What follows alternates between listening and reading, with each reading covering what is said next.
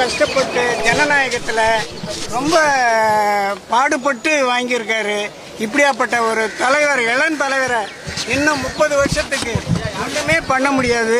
அப்படியாப்பட்ட ஒரு தலைவர் நம்மளுக்கு கிடைச்சிருக்காரு. தமிழகத்துக்கு மிகப்பெரிய ஆணிவேராகவும் பெரிய விருட்சமாகவும் ஆக்கிறதுக்காக தான் விஜய் வந்திருக்காரு. தமிழ்நாடு இனிமேல் நம்பர் 1 மாநிலம் ஆகிடும். அதுக்காக தான் நாங்கள்லாம் வந்துகிட்டு இருக்கோம். நாங்கள் இவிபி பிலிம் சிட்டியினுடைய சேர்மன். நான் அவருக்கு பேரில் மிகப்பெரிய பாசமும் இதுவும் வச்சிருக்கக்கூடிய ஒரு நபர். நாங்கள் எங்கள் குடும்பத்தோட வந்திருக்கோம். இந்த மக்கள் எழுச்சி ஒரு புரட்சி ஏற்பட்டது. அந்த புரட்சி எப்படி ஏற்பட்டதுன்னா, அதாவது மௌன புரட்சியாக வெடிச்சு இந்த நம்முடைய தளபதி விஜய் அவர்களை வெற்றி பெற செய்திருக்காங்க. சிஎம் ஆக போற துடிச்சிட்டோம். ஒரு காஃபி டீ கூட எங்களால குடிக்க முடியல.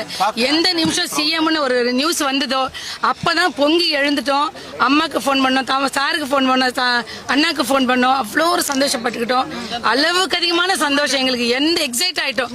இன்னும் லைஃப் டைம் ஃபுல்லா அவர் தான் சிஎம் மாட்டாரு. Sir, we are very happy and so proud of Thalapathy sir, and we want him to be the entire.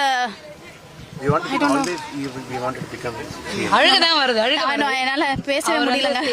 I don't know what to say. I'm so excited. I don't know what to say.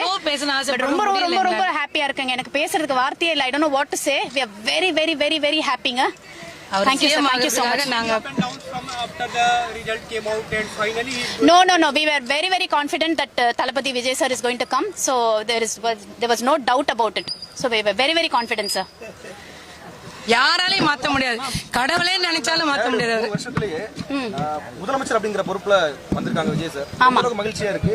ஏங்க சொல்லவே முடியாதுங்க. தமிழ்நாட்டு ஜனம் ஃபுல்லா அவருக்கு எப்ப வரப்போற ஒரு நாள் காத்துட்டு இருக்கோம். அவருக்கு ஒரு நாள் ஆமா பயங்கரமான மௌன புரட்சி நடந்துட்டு எதை வச்சுமே அவர் வரலங்க. தமிழ்நாட்டு ஜனங்க பயங்கரமா எதிர்பார்த்துட்டு இருக்காங்க அவர் எப்ப வருவாருன்னு சொல்லிட்டு. ரொம்ப சந்தோஷமா இருக்குங்க. எனக்கு பேசுறதுக்கு என்ன சொல்றதுன்னு எனக்கு தெரியல. வார்த்தையே இல்ல. முதல் கையெழுத்து என்ன எதிர்பார்க்கறீங்க? முதல் கையெழுத்து அதெல்லாம் அவருக்கு தான் தெரியுங்க. நம்மளுக்கு தெரியாதுங்க.